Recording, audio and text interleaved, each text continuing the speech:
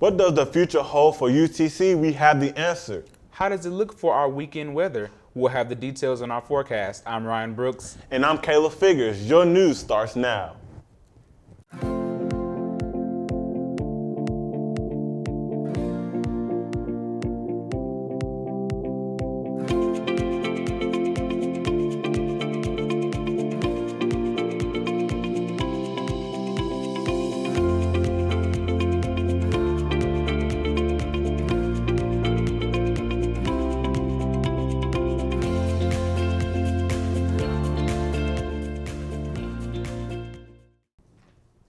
The Chancellor of UTC just set the course of the future for the university. The State of the University address premiered online this year because of precautions due to COVID-19. In the address, we got to see for the first time the proposed health sciences building to be built along 3rd Street along the healthcare corridor. We also got to see plans for a new 800-bed dorm complex that will be built at the location of the demolished Frisk Hall. Chancellor Steve Engel reaffirmed the university's commitment to diversity and inclusion while promising to improve retention rates.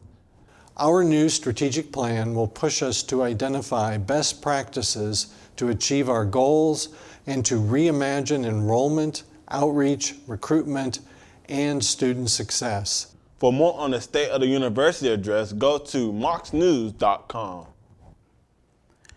A Tennessee university will once again seek permission to strip the name of a Confederate general from one of its buildings. The trustees of Middle Tennessee State University voted to petition the State Historical Commission for approval to remove the name of Confederate Lieutenant General Nathan Bedford Forrest from an Army ROTC building. The commission denied the university's request in 2018. A name change must be approved by 2/3 of the commission under state law. We have rain in the forecast. Will it let up this weekend? Here's our Chris Figures with the answer. Sadly, we're looking at some rainy weather in the week ahead. Today's forecast will be cloudy with a chance of rain showers. Thunderstorms are predicted for this weekend, and the rain will continue until Wednesday morning. Temperature will fall into the 70s and 80s. Humidity could get as high as 90%. However, next weekend, we could finally see some beautiful fall weather. The forecast predicts sunny weather and cool temperatures in the 60s and 70s. Caleb and Ryan, back to you guys. Chris, thank you. A recent event occurred that got people grooving for a good cause. Our Marlon Carter and Timothy McCurry have the story.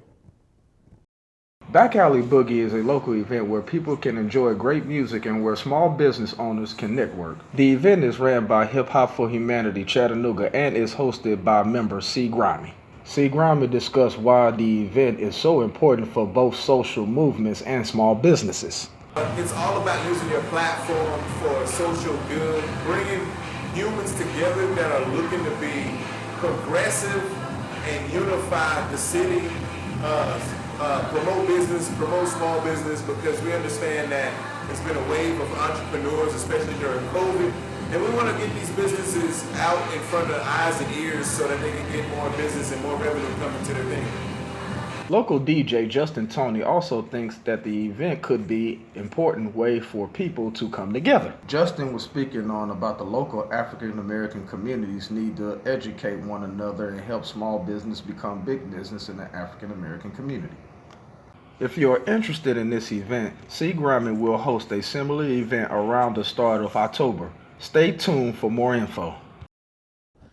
The Mocs hit the road to take on an SEC team. Here's Chauncey Figures with that story and more in sports. Your 22nd ranked Chattanooga Mocs are heading to Lexington, Kentucky to score off with the Wildcats. The Mocs are fresh off a dominant defensive performance in a 20-0 victory at North Alabama, while Kentucky coming off a huge 35-28 win versus Missouri last Saturday. Chattanooga put together a historic performance at North Alabama defensively. The unit held the line below 100 yards total offense. That was the first since the 80s for the Mocs. It was the first time since 2010 the Lions were held scoreless. In more college football news, it's a rematch of last year's SEC championship game between the Alabama Crimson Tide and the Florida Gators, but the time without a number of big-time playmakers from that game.